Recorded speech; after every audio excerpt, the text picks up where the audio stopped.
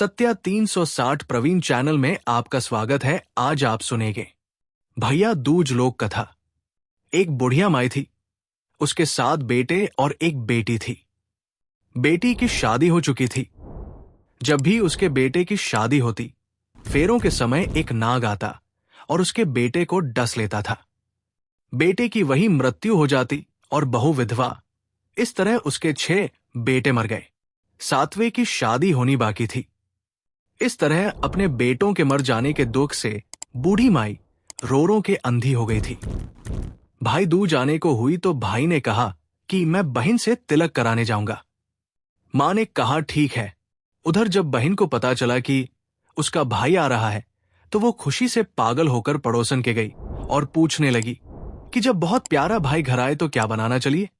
पड़ोसन उसकी खुशी को देखकर जल भुन गई और कह दिया कि दूध से रसोई लेप, घी में चावल पका।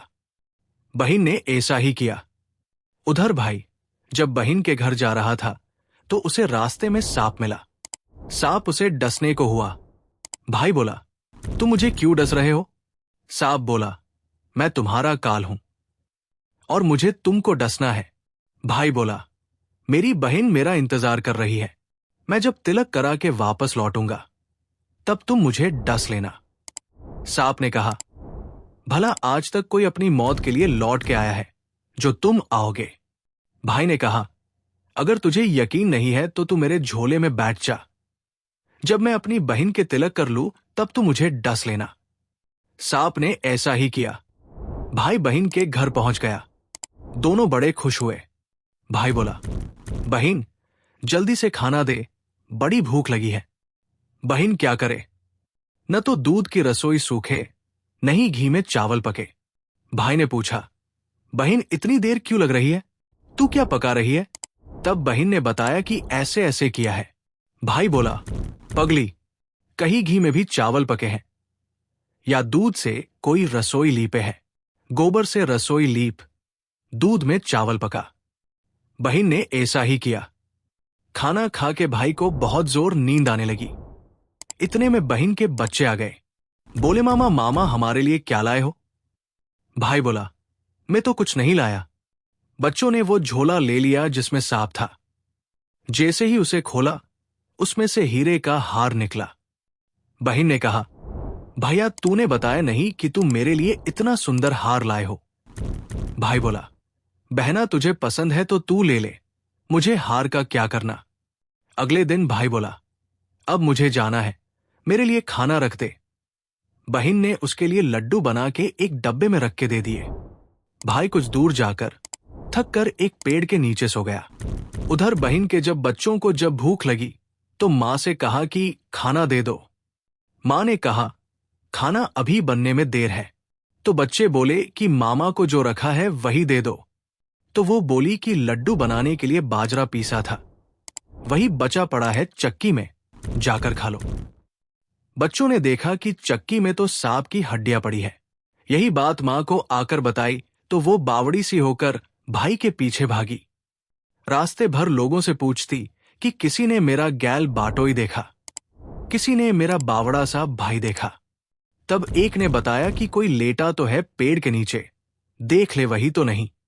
भागी भागी पेड़ के नीचे पहुंची, अपने भाई को नींद से उठाया। भैया भैया, कहीं तूने मेरे लड्डू तो नहीं खाए? भाई बोला, ये ले तेरे लड्डू, नहीं खाए मैंने। ले दे के लड्डू ही तो दिए थे। उसके भी पीछे पीछे आ गई। बहन बोली, नहीं भाई, तू झूठ बोल रहा है, जरूर तूने खाया है।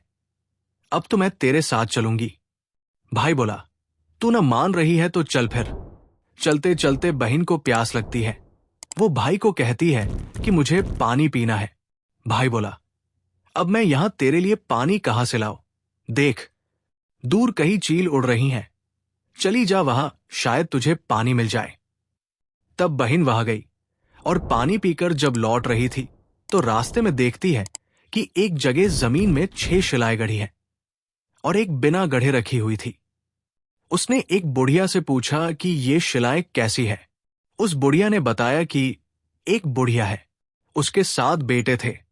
6 बेटे तो शादी के मंडप में ही मर चुके हैं, तो उनके नाम की ये शिलाएं जमीन में गढ़ी हैं। अभी सातवें की शादी होनी बाकी है। जब उसकी शादी होगी तो वो भी मंडप में ही मर जाएगा। तब ये सातवीं शिला भी जमीन में गड़ जाएगी। ये सुनकर बहन समझ गई ये शिलाएं किसी और की नहीं बल्कि उसके भाइयों के नाम की है। उसने उस बुढ़िया से अपने सातवें भाई को बचाने का उपाय पूछा। बुढ़िया ने उसे बतला दिया कि वो अपने सातवें भाई को कैसे बचा सकती है। सब जानकर वो वहां से अपने बॉल खुले करके पागलों की तरह अपने भाई को गालियां देती हुई चली। भाई के पास आकर बोलने लगी, तू तो जलेगा, कुटेगा, मरेगा। भाई उसके ऐसे व्यवहार को देखकर चौंक गया, पर उसे कुछ समझ नहीं आया। इसी तरह दोनों भाई बहन मां के घर पहुंच गए। थोड़े समय के बाद भाई के लिए सगाई आने लगी। उसकी शादी तय हो गई। जब भाई को सेहरा पहनाने लगे तो वो बोली, इसको क्यों सेहरा बंधेगा? सहारा तो मैं पहनूंगी। ये तो जलेगा, मरेगा। सब लोगों ने परेशान होकर सेहरा बहन को दे दिया।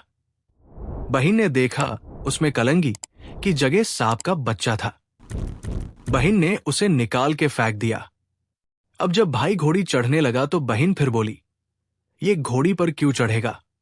घोड़ी पर तो मैं बैठूंगी। ये तो जलेगा, मरेगा। इसकी लाश को चील केवे खाएंगे। सब लोग बहुत परेशान।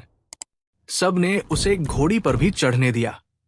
अब जब बारात चलने को हुई तब बहन बोली, ये क्यों दरवाजे से निकलेगा? ये तो पीछे के रास्ते से जाएगा। दरवाजे से तो मैं निकलूंगी। जब वो दरवाजे के नीचे से जा रही थी तो दरवाजा अचानक गिरने लगा। बहन ने एक ईंट उठाकर अपनी चुनरी में रख ली। दरवाजा वही की वही रुक गया। सब लोगों को बड़ा अचंभा हुआ। रास्ते में एक जगह बारात रुकी तो भाई को पीपल के पेड़ के नीचे खड़ा कर दिया। बहन कहने लगी, ये क्यों छाव में खड़ा होगा? ये तो धूप में खड़ा होगा। छाव में तो मैं खड़ी होगी। जैसे ही वो पेड़ के नीचे खड़ी हुई, पेड़ गिरने लगा। बहन ने एक पत्ता तोड़कर अपनी चुनरी में रख लिया। पेड़ वही कि वही रुक गया। अब तो सबको विश्वास हो गया कि ये बावली कोई जादू टोना सीख कर आई है, जो बार बार अपने भाई की रक्षा कर रही है। ऐसे करते करते फेरों का समय आ गया। जब दुल्हन आई तो उसने दुल्हन के कान में कहा, अब तक तो मैंने तेरे पति को बचा लिया। अब तू ही अपने पति को और साथ ही अपने मरे हुए जेठों को बचा सकती है। फेरों के समय एक नाग आया। वो जैसे ही दूल्हे को डसने को हुआ, दुल्हन ने उसे एक लोटे में भर के ऊपर से प्लेट से बंद कर दिया। थोड़ी देर बाद नागिन लहर लहर करती आई। दुल्हन से बोली, तू मेरा पति छोड़। दुल्हन बोली, पहले तू मेरा पति छोड़।